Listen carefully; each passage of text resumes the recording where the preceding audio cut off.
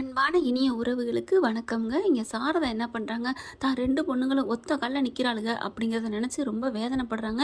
எப்படியோ புருஷன் வீட்டை வித்தாவது இதுங்க வாயை அடைக்கணும் அப்படின்ட்டு விஜய் கிட்ட சொல்லுவான் அப்படின்ட்டு போயிட்டு விஜயை கூப்பிட்டு வச்சு பேசுகிறாங்க. இங்கே பாருங்கள் தம்பி, என்ன பண்ணுறதுனே நான் சொல்ல முடியலை.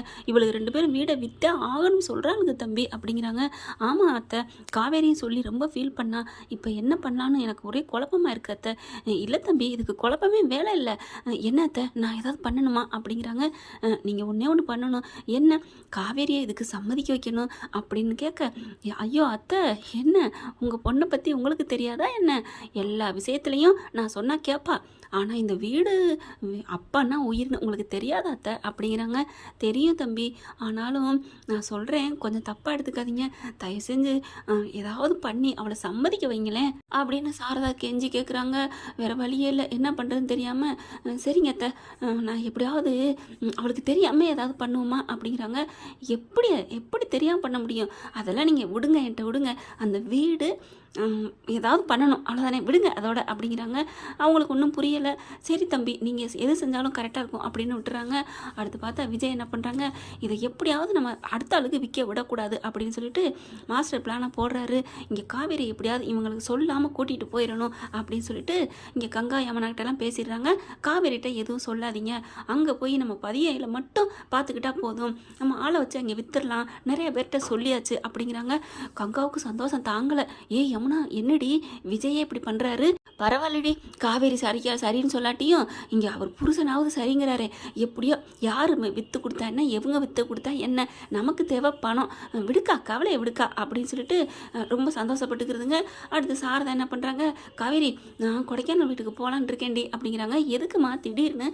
போகலான் இருக்கேன் அப்படிங்கிற கங்காவும் யமுனாவும், நாங்களும் வர்றோம்மா, நீ தனியெல்லாம் போக வேணாம் அப்படிங்கிறாங்க. சரிடி வாங்க, நானா வேணாங்கிறேன் அப்படிங்கிறாங்க. ஏ காவேரி, நீ வாடி. நானா? இல்லைம்மா, பாட்டிக்கு முடியலை. பாட்டிக்கு முடியல, நீ தான் எத்தனை நாள் இருந்து பிடிச்சிக்கிட்டு இருந்தியோ, அதெல்லாம் அவங்க பார்த்துக்குவாங்க. தம்பி, நீங்களும் வரீங்களா? ஆகா, அத்தை கரெக்டாக பாயிண்ட்டை பிடிச்சிருச்சே அப்படின்ட்டு, சரிங்க அத்தை, என் பொண்டாட்டி எங்கே இருக்காளோ அங்கே தான் நானும் இருப்பேன், அதனால கண்டிப்பாக நான் கிளம்புறேன், வாங்க போவோம் அப்படிங்கிறாங்க. விஜய் காவேரி பார்க்குறாங்க. என்ன இவர் டக்குன்னு வராரு, வேலை இருக்குது அப்படி இருக்குன்னு சொல்லுவாருன்னு பார்த்தா, சரி ஓகே, நம்ம அப்பா வீட்டுக்கு போகிறோம், அங்கே போகிறதுக்கு யாருக்கு கசக்க போகுது, ஜாலியாக என்ஜாய் பண்ண போகிறோம், ஜாலி ஜாலி அப்படின்னு சொல்லிட்டு கிளம்புறாங்க. பார்த்தா யமுனா பார்க்குது, என்னம்மா ஆடுறாக்கா, இவளுக்கு கொடுத்து வச்ச வாழ்க்கைக்கா, எப்படிக்கா அவன் மட்டும் நல்லா இருக்கா அப்படின்னு அப்படியே பொங்குதுங்க ரெண்டுக்கும். அப்படின்னா என்ன அர்த்தம்? காவேரி மனசு கோல்டன் கிரேட்டு அப்படின்னு தான் சொல்லணும். அதனால அவனுக்கு நல்ல வாழ்க்கை கிடச்சிருக்கு, என்ஜாய் ஃபுல்லாக. ஏன் உங்கள் கூட்டு போகிறாரா, ஆடுறானே வச்சுக்கோங்களேன், ஆடுறா வைக்கிறான், என்ன வேணா பண்ணுறா, ஆனால் அவள் ஆடுனாலும் தலக்கணத்தில் ஆடலைப்பா, சந்தோஷத்தில் சும்மா சாதாரணம் இருக்கா, அவ்வளோதான் அப்படின்னு தான் நாங்கள் சொல்லணும். அடுத்து பார்த்தா எல்லாம் கிளம்புறாங்களா. தாத்தாட்டையும் பாட்டிகிட்டையும் சொல்கிறாங்க, தாத்தா பாட்டி இந்த மாதிரி நாங்கள் போயிட்டு வந்துடுறோம் அப்படின்னு சொல்லிட்டு தாத்தாக்கிட்ட எல்லாத்தையும் சொல்லிடுறாரு. சரிப்பா, நீ நினச்சது நடக்கட்டும், எப்படியோ காவேரியை எந்த கட்டத்தில் நீ விட்டு கொடுத்துடாத. தாத்தா, எப்படி தாத்தா விட முடியும்? இங்கே பாருங்கள், இப்போ கூட பாருங்களேன், காவேரி அப்படிங்கிற என்னங்க டக்குன்னு இறுக்கிய கட்டி பிடிச்சிக்கிறாங்க. என்னடா, அவள் வயிற்றுல குழந்தை இருக்குது தாத்தா, நான் என்ன குழந்தைய பிடிச்சேன், என் பொண்டாட்டி கையைத்தானே பிடிச்சேன் அப்படி சொல்கிற பிடிச்சி இறுக்கிய கட்டிக்கிறாங்க. என்னாச்சு பாஸ், என்ன தாத்தா, என்ன, ஏன் இவர் திடீர்னு கூப்பிட்டு வச்சு கட்டி பிடிக்கிறாரு அப்படின்னு சொன்னோன்னே தாத்தா பார்க்குறாரு. ஏம்மா, இது உனக்கு கொஞ்சம் ஓவரா இல்லை? என்ன தாத்தா, என்ன ஓவர்? இல்லை, உன் புருஷன் கட்டி பிடிக்கிறதும் உன்னை தொடுறதும் அதிசயமாக என்ன புதுசாக கேட்குற? அது இல்லை தாத்தா, அது கரெக்டு தான், நீங்கள் சொல்கிறது 1000% உண்மைதான். என் புருஷன் எந்த இடம்லாம் பார்க்க மாட்டார், எப்போ வேணாலும் எங்கே வேணாலும் கட்டி பிடிப்பார், மொத்தம் கொடுப்பாரு, அது அவரோட ரூல்ஸு சட்டம், அதில் யாரும் தலையிட முடியாதான். இருந்தாலும் திடீர்னு கூப்பிட்டாரு, படக்குன்னு வந்தார், படக்குன்னு கட்டி பிடிச்சாரு, அதுதான் என்ன காரணம்னு கேட்டேன் அப்படிங்கிறாங்க. அதெல்லாம் ஒன்றும் இல்லைம்மா, நீங்கள் கிளம்புங்க, ஊருக்கு கிளம்புறீங்களா, கிளம்புங்க அப்படிங்கிறாங்க.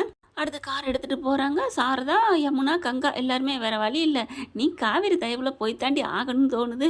இவங்க கங்கா என்ன பண்ணுறாங்க, ஏம்மா பஸ்ஸில் போகலாம்ல அப்படிங்கிறாங்க. ஏண்டி பஸ் அதுக்கடி, நம்ம காவேரி கார் இருக்குது, அது அவங்க வீட்டுக்காரா, ரொம்ப பண்ணாதீங்கடி அப்படின்னு சொல்லிட்டு தம்பி காரோடய வந்துடுறாங்க. தாத்தா தான் கார் எடுத்துகிட்டு போடா, கற்பமாக இருக்க பிள்ளைங்க 2 பேர் போகிறாங்க அப்படின்னு அறிவுரை சொல்கிறாங்களா, அதனால் கிளம்புறாங்க.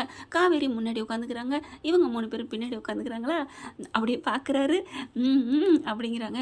என்ன அப்படிங்கிறாங்க. இல்லை, உங்கள் அக்காவும் தங்கச்சியும் இப்படி தூக்கிக்கிட்டு இருந்தாங்களே மூஞ்சியை முறைச்சிக்கிட்டு, இப்போ எப்படி நம்ம கூட வர்றாங்க? எல்லாம் என்ன எல்லாம்னா எங்கள் அம்மா மேலே உள்ள பாசத்தில் வர்றாளுங்க அப்படிங்கிறாங்க. காவேரிக்கு கொஞ்சம் தோணுது. ஏங்க பாஸ், எனக்கு ஒரு டவுட்டு பாஸ். என்ன காவேரி, என்னடி சொல்லும் அப்படின்னு கேட்க, இல்லை இவங்க 2 பேரும் சோழியங்குடிமி சும்மா ஆடாதுன்னு சொல்லுவாங்க.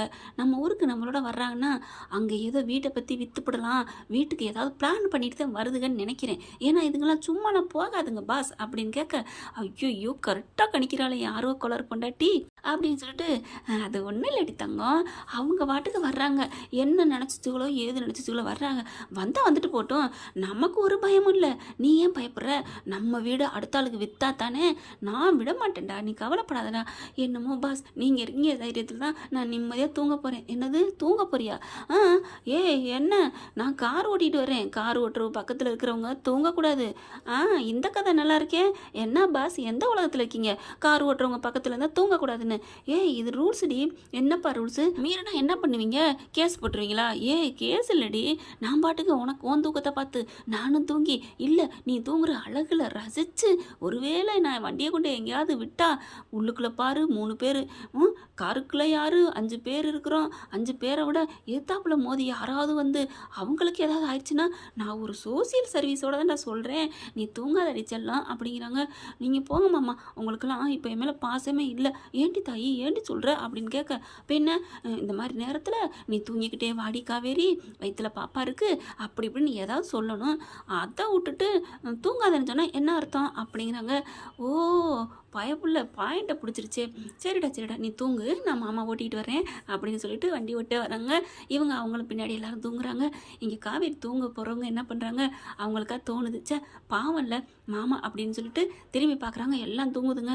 ஐயோ எல்லாரும் தூங்குனா என்ன ஆகும் நினச்சி பார்க்குறாரு. வண்டி ஓட்டுறவங்க பக்கத்தில் தூங்கிட்டு வந்தா நான் வண்டியை கொண்டு எதெல்லாம் மோதிட்டான் அப்படின்னு சொன்னதை நினச்சிட்டு, ஐயோ வேணாம் அப்படின்ட்டு, பாஸ் மாமா அப்படிங்கிறாங்க. என்னடி தூங்குறேன்னு சொன்னேன், செல்லாக்குட்டி தூங்கலையா அப்படின்னு கேட்க, கையை கொண்டாந்து அப்படியே வாயில் வைக்கிறாரு. அப்படின்னு கையை தட்டி விடுறாங்க. வண்டி அங்கே வைங்க, அங்கே கையை வச்சு ஓட்டிட்டு வாங்க, இங்கே தான் வைப்பீங்களோ அப்படிங்கிறாங்க. இல்லடி, உன்னோட உதடு இருக்கே அப்படியே ஸ்டேரிங் மாதிரி இருக்குது, அதான் பிடிச்சிக்கிட்டே வரலான்ருக்கு, அட்டிச்சேன்னு வைங்களேன், பின்னாடி ஆள் இருக்காங்க. பொய் சொல்லாதடி. ஏன் நான் உண்மையை தானே சொல்கிறேன், பின்னாடி ஆள் இருக்காங்களே, ஆள் இருக்காங்க, ஆனால் அவங்க முடிச்சிருக்காங்களா, உறங்கி கொண்டு வருகிறார்கள், அதனால் நம்ம ஜாலியாக பேசிக்கிட்டே என்ஜாய் பண்ணிட்டு வர்றோம்.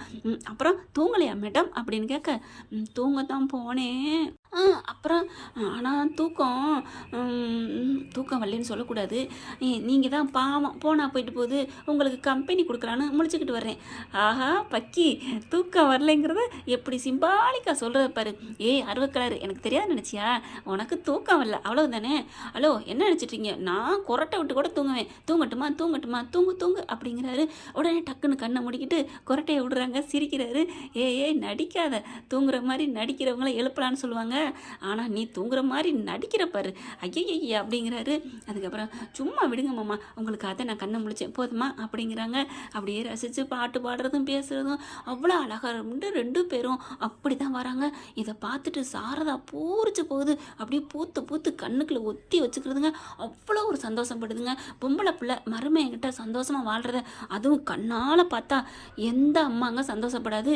இந்த மருமையனை தன்னடி நீ தூக்கி வச்சு கொண்டாட வேண்டிய இந்த மருமகனை அப்படி மிதிச்சு அடி, என்னென்ன என்னமோ சொல்லுவாங்க இல்லையா, கொஞ்சம் நஞ்சமாக ஆட்டம் போட்ட சாரதா, அதுக்கு ஒரு துளியும் மன்னிப்பு கேட்கவே மாட்டேங்கிறியா சாரதா அப்படின்னு தாங்க தோணுது.